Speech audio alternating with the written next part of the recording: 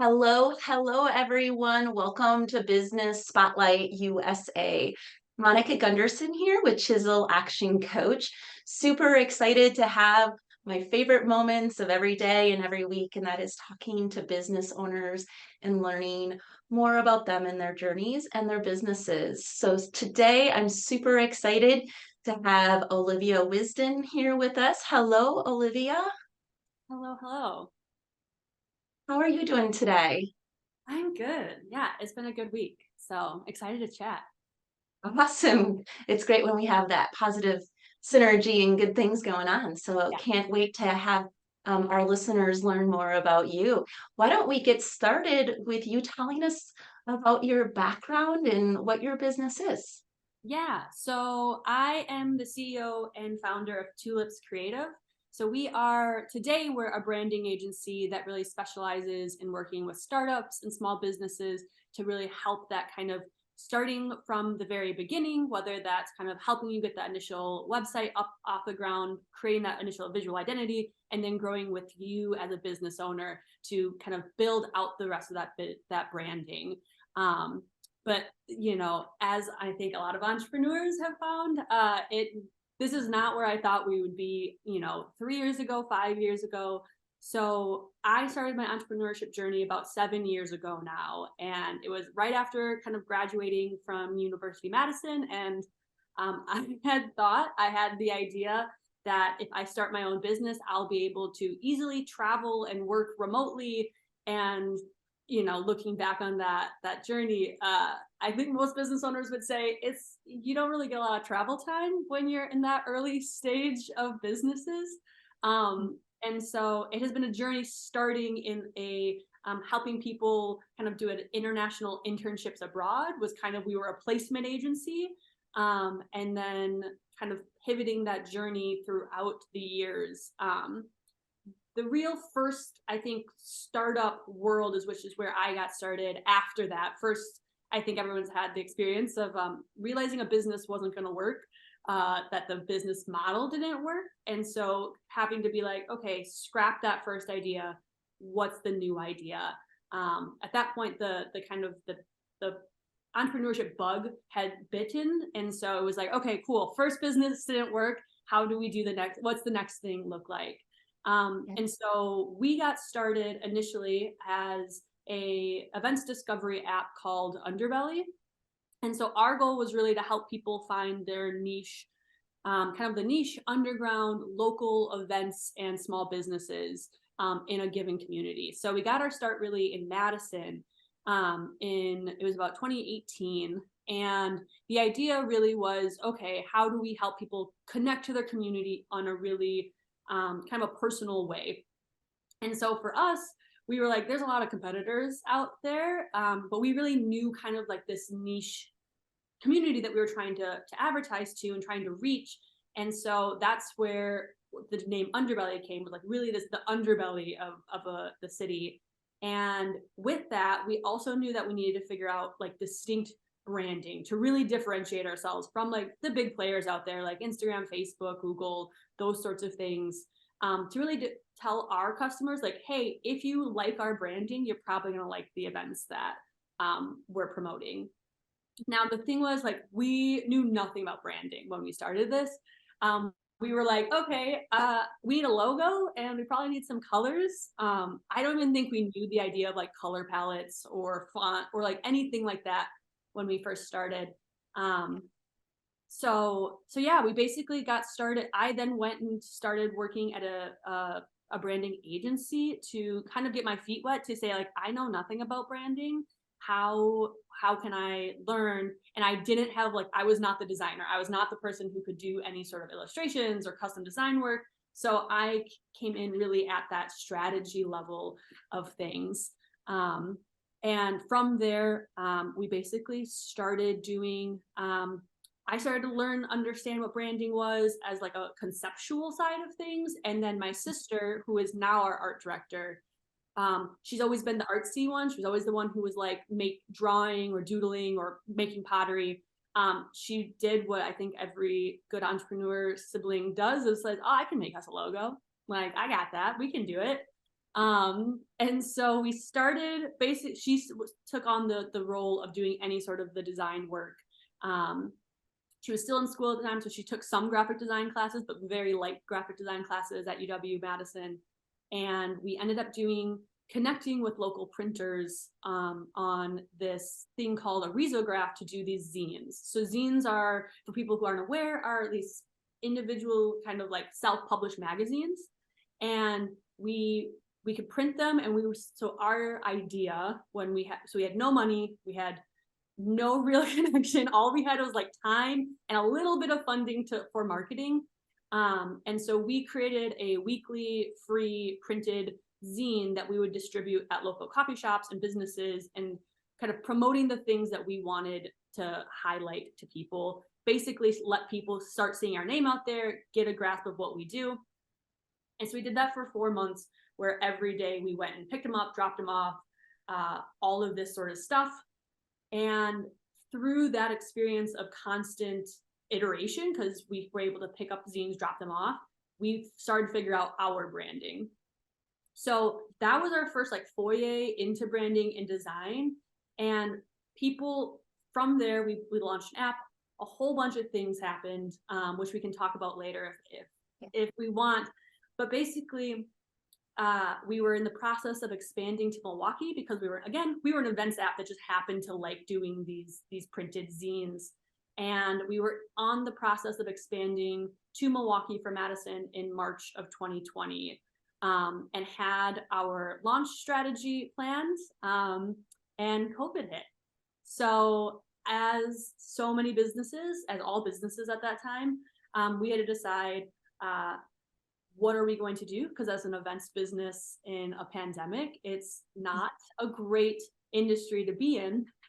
And so we took that time to basically decide, do we want to be an events business? Like, do we want to hold out, build the best version of this that we can?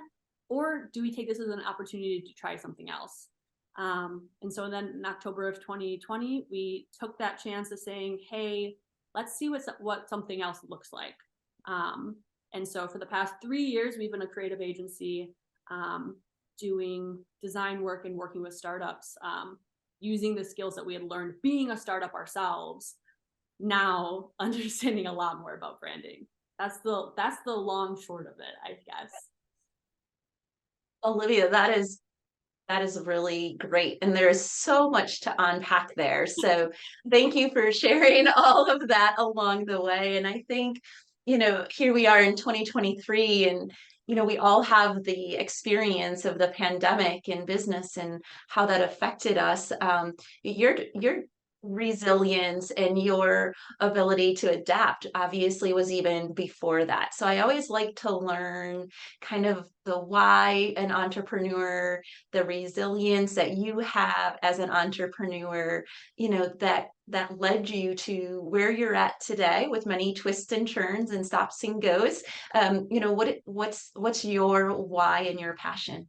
Yeah, and it's changed over the time. I think that was the thing I wasn't prepared for. So when I first started, I didn't set out to be an entrepreneur. That wasn't something that I had initially even sought to go after. My dad is a lifelong small business owner, and I grew up kind of being at his shop and seeing that, and saw his successes, which were immense, but also saw the work that went into it. So like early on, I knew the hard work that goes into running a business. And so for me, it was never like, oh, I want to be a business owner, so what's the idea that I can do? When I first started, I was with my very first venture right out of college. The idea was I had the opportunity to study abroad numerous times and really open up my own world by having these international opportunities where I could go work at a international company. I could meet people, live in a different culture, and saw how much it had shifted my own worldview, but recognized that I was immensely privileged in the fact that I had a family that supported me, that I could work while I was in school. And so I was able to do these summers abroad, and recognized that that was just not accessible for most people. And so, of course, I had the very entrepreneurial, that most business owners recognize, with that, like, oh, I bet you I could do this better. And so I set out to like, how can we make it possible to do international internships, whether you're in school or out of school, in a more accessible way, giving people the tools. Essentially, the idea was to become an Indeed for international internships. That was the original idea. And again, it was all about like, how do we get more people to be able to explore the world in a more accessible way? And so that was where it started. And so it really came from a place of passion. Um, I realized that there was a reason these programs are very expensive, is that it just took a lot of work, took a lot of man hours to make sure that the opportunities that were being posted were legitimate, and that they were being advertised properly, and that they had all the resources that you needed, whether it's visa support or housing, that sort of stuff. So when I realized that the version that I wanted to build, I just couldn't get the math to work.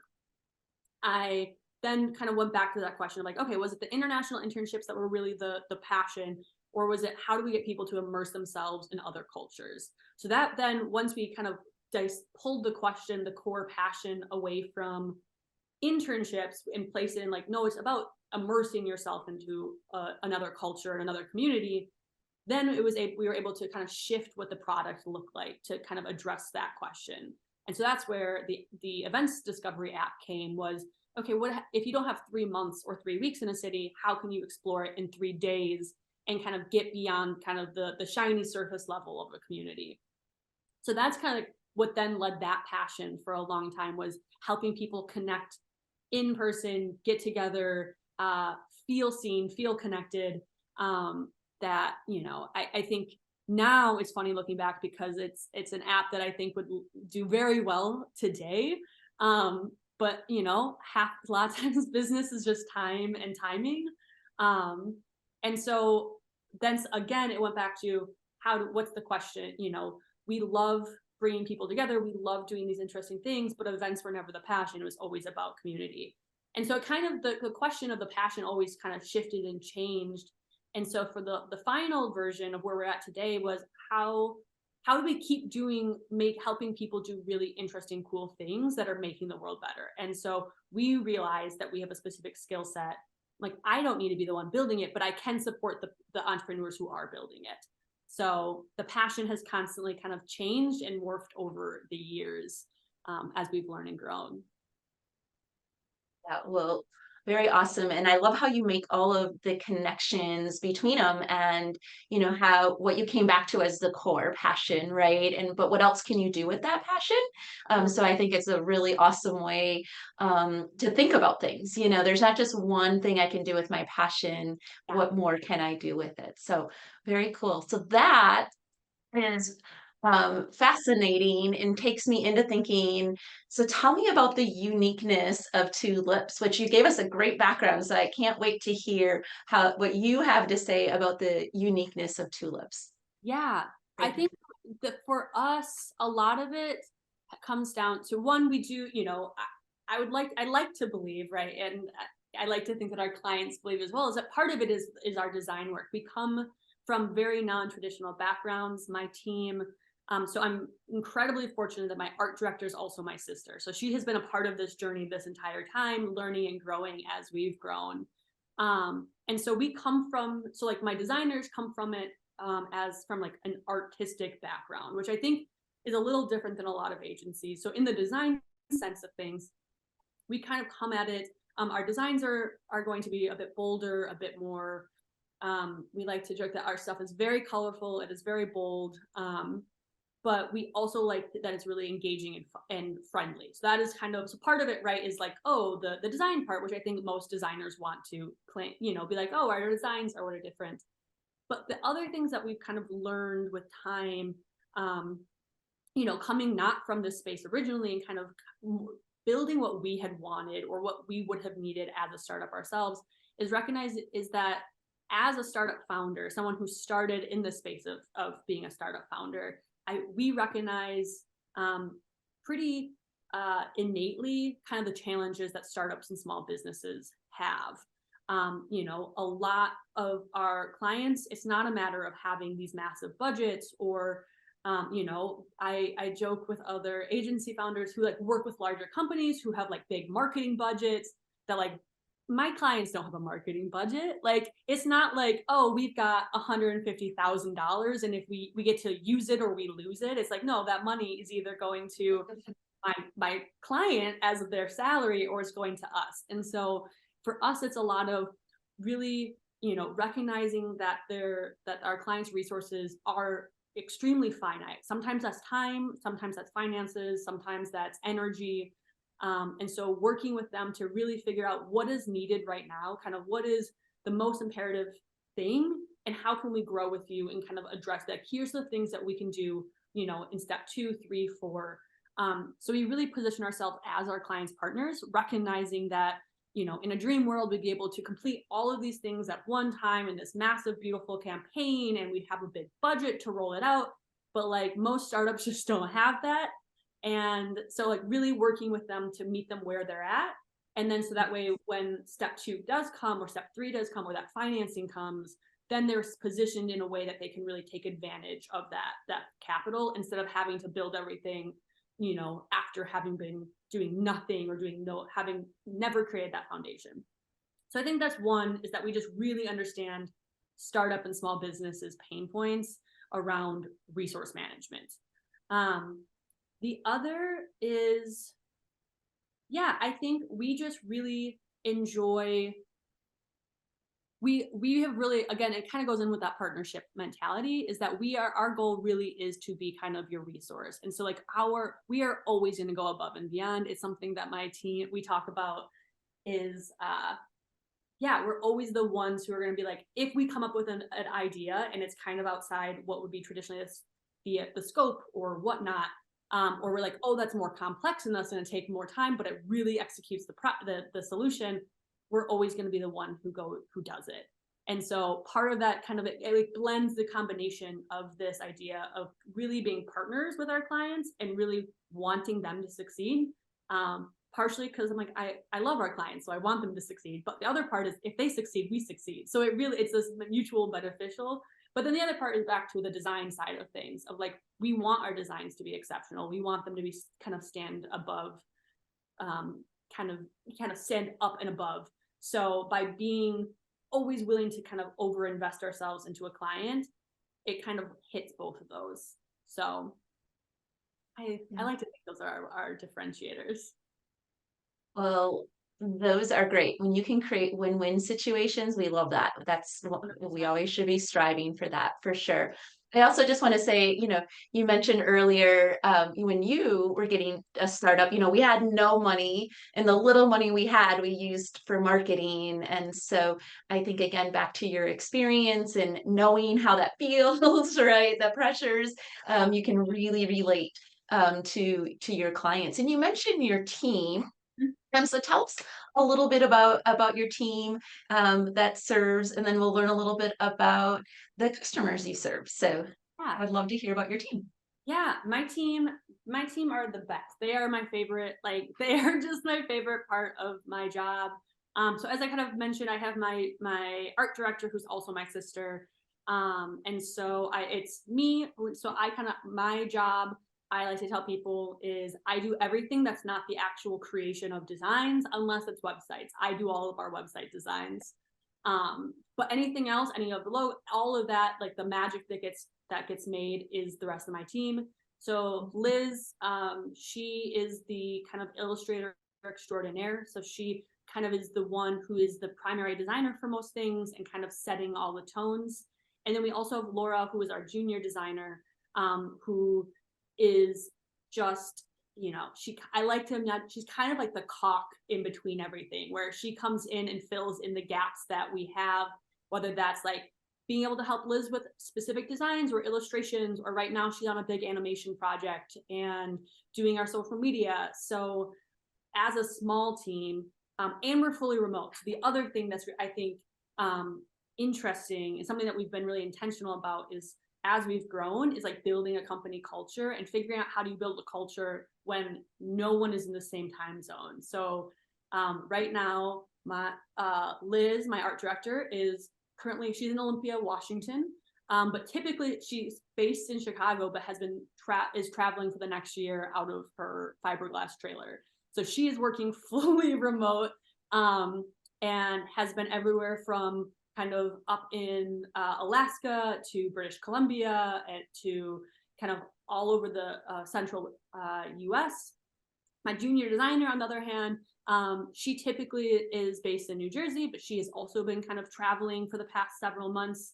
And so we are a fully remote team. And so a lot of it has been figuring out processes and systems and tools to not only make sure the work gets done on time, but also like how do we actually build a culture within our team as a small team. And sometimes it feels silly because it feels like writing down documents for myself to read, but they are incredibly important. So yeah, that's them. They're the best. That's great. So in creating that culture intentionally, even if it was just you, right? Setting the expectations for yourself, I think it's really a kudos to you for doing it for the smaller team. So I have to ask you, what's your top rule of the game, or top point of culture that you would want to share with the world?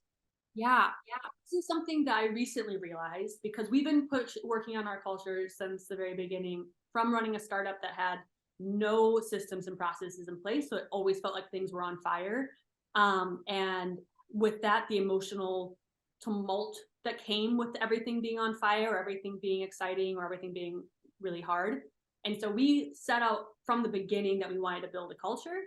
And for a long time, I recognized that it was important to like build boundaries and to create processes and to be intentional with your culture, because culture will happen whether you build it or not, right? Whether you're intentional with it or not, it's going to be built. And so we knew that all together. The thing that the realization that I had as of recently is that without proper processes, it's impossible to set realistic boundaries because you will constantly be bleeding over those boundaries. And then the combination of processes and boundaries, the processes that you create, how you communicate, how you document things, how projects get done, how you manage those projects, the boundaries and expectations you have for your team, that's ultimately what creates your company culture. And so that was a realization of having conversations with like friends and other people who are struggling with their company culture. And, me being like, you need to create processes. And they're just in the process of putting out fires. And they're like, I would love to be able to have boundaries, but like, I've got 10,000 fires to put out and I have to put them out. And so start now, start as soon as you can, but creating those processes, that way you can manage those boundaries, because that will be what your culture is. That'd be my advice. I like it. Processes and boundaries. I think that's really great, and you can almost visually see that. So I love that visual of that. So fantastic. And tell us about who you serve as customers, and what is your typical, or I guess, what I would call it, your target market, or someone that you can serve extremely well for how you would describe your customer. Yeah, we've talked about a little bit here, but like in terms of clients, most of our clients are in the startup world in some way. Not all of them, right? We've worked with like the city of Madison and some other larger organizations. But specific for us, we've realized that instead of like specific industries, we work primarily with kind of early stage, mid stage startups, small businesses, and who are mission oriented. So the mission oriented isn't always something that we actually set out to like have as like a core audience. It's wonderful. I love having mission oriented clients because it really does make our job that much easier. But I think for us, how we kind of backed our way into it is just our design style, being that it is bold, being that we tend to have a lot of illustrative elements, that it is more creative, that people who are interested in our specific design sense tend to be trying to be disruptors, right? They're trying to be outside the status quo, or trying to take something that is overwhelming, inaccessible, unapproachable, and making it more engaging. So whether that's like us illustrating tax documents and like how do men go through that process, or whether it's in mental health or it's in spaces that are dealing with really sensitive topics, the use of our design style tends to be really beneficial for that. So that's a long way of saying, like, mission-oriented startups and businesses tend to be kind of our sweet spot. And, you know, but at the end of the day, more and more, I think businesses are starting to recognize, or it's just becoming norm, that if you have a business that you need to be intentional with your branding. And so most people need websites, and most people need some sort of simple visual identity. And we can help on that side as well. Whether that's setting up your brand identity or it's scaling it, we can kind of hit both those sweet spots, which is great. That's great. And I love the idea of growing with everyone, right? So coming in and you know, you having each of you having your own skills within the organization to put those together with the clients, you know, mission and visions is awesome. So what's the one thing you would want everybody to know about you that people just don't seem to know right now? Yeah, that's a great question. I think for us, it's partially like this idea of what branding is. Like, I think there's some of this understanding, right, around like wanting colors and fonts and that consistency. But you know, part of it is like not just that, right? That it is absolutely, I mean, we're a design agency. So ultimately, like, we absolutely are going to give you colors and fonts and logo and all of that great stuff. But for us, we really see branding as a more holistic foundational element of your business, that it is something that is, when done properly and when done intentionally, that it is a tool that can be used to help with your decision making process. So, you know, and that's also when misalignment happens, it tends to be that the visual side and the mission vision that you sell to customers is actually misaligned with that foundational brand business that you've built. And so by building in the branding into the foundation, whether that's sustainability, whether that's giving back, whether that, you know, insert any of the mission visions, any of the reason whys, who you're selling to, who you're serving, when it's actually built into the foundation, and then kind of like used as a tool of like, who do we partner with? What platform should we be using? How do we communicate? What's our return policy? Like, all of those things are when you kind of really get those, it's those brands that people are extremely loyal to, because it is not just a visual identity. It's not just the beautiful colors and great website. It is the entire wholeness of the company. So that's part of the reason we also love when startups start earlier rather than later, because it's a lot easier to build that foundation than to try to build it once the building has been built. Absolutely. Infusing it, like you said, or creating the roots under with that foundation is great. So let's go into some power questions. And my first one is, where did you go abroad? Like, where have you visited? Where have you been in the world? So I did an internship in Dublin. I spent a summer in Dublin, a summer in London, and I spent about 7 months in Madrid after while I was in school. So that was definitely the study abroad section. But most recently I got married in Portugal this year. So that's, you know, so the travel has been something that's stuck with me. Very cool. Awesome. And if you could tell someone the key to success is this one thing, what would that key of success be from your perspective? Yeah, mine would be finding the right team. My company does not work without having my team. And even before, in the previous versions of my businesses, it was the team that made things possible. So find the right team and give them the tools that they need to succeed and let them grow. That's great. And how about this is like a Monica favorite one, and that is, if I had a magic wand to give you for your business today, what would you use it on in your business? Yeah. You know, one of the things that is wonderful about our clients are that we get most of our clients from referral, which is amazing.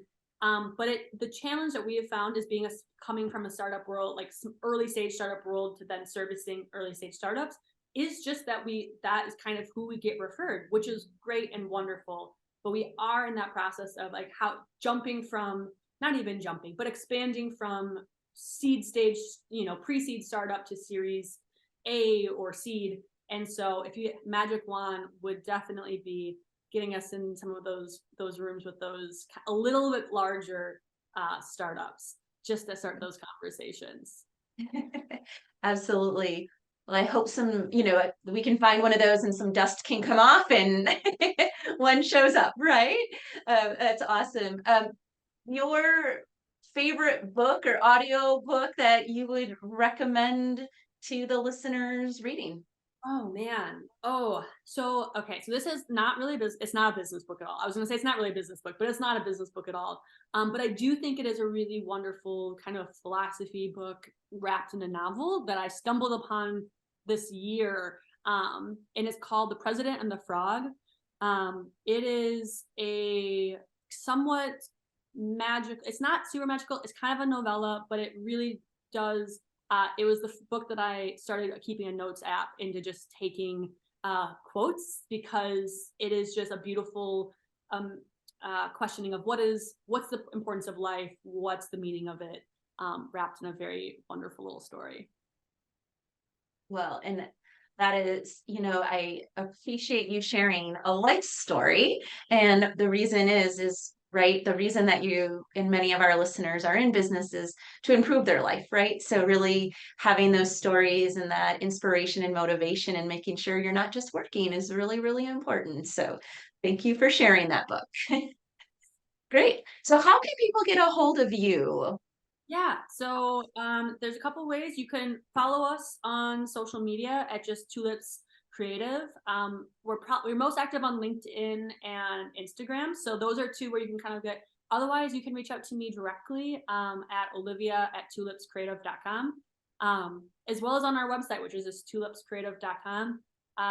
Especially if you haven't seen our designs, if you're curious kind of what I'm talking about of being bold and colorful, our website gives a good hint at that. And I can say absolutely, Olivia. I've been on it and it's super fun. So I love what you're doing and the boldness of it. It's a great description. So I like to wrap up with a little bit of inspiration from you to the world.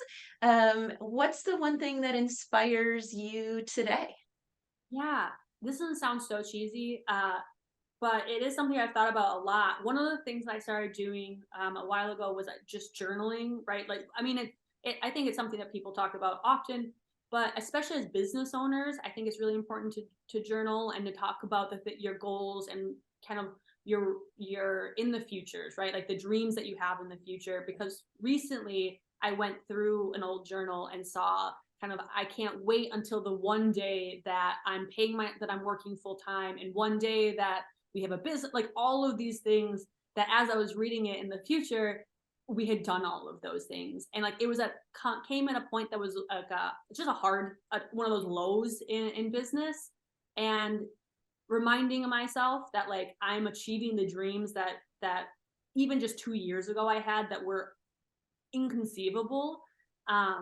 And so just having that check on yourself to be like, you are moving forward, because it can so often feel like as soon as a box is checked, it's checked, and then you forget about it. So kind of reminding yourself that you are achieving the dreams that you set out, and sometimes it's really easy to forget that, and find a hobby that's nothing to do with your business.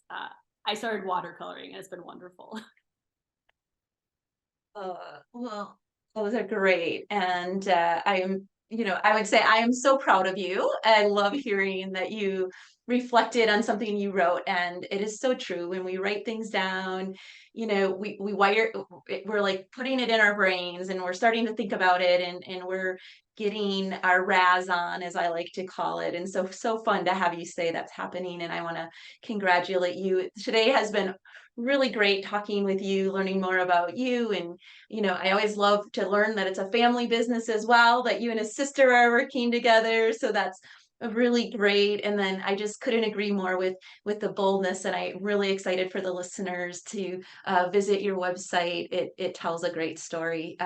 So Olivia, thanks so much for spending time with me today. And I would say ciao for now, but we will see each other soon. Thank you. Thank you so much. This is wonderful.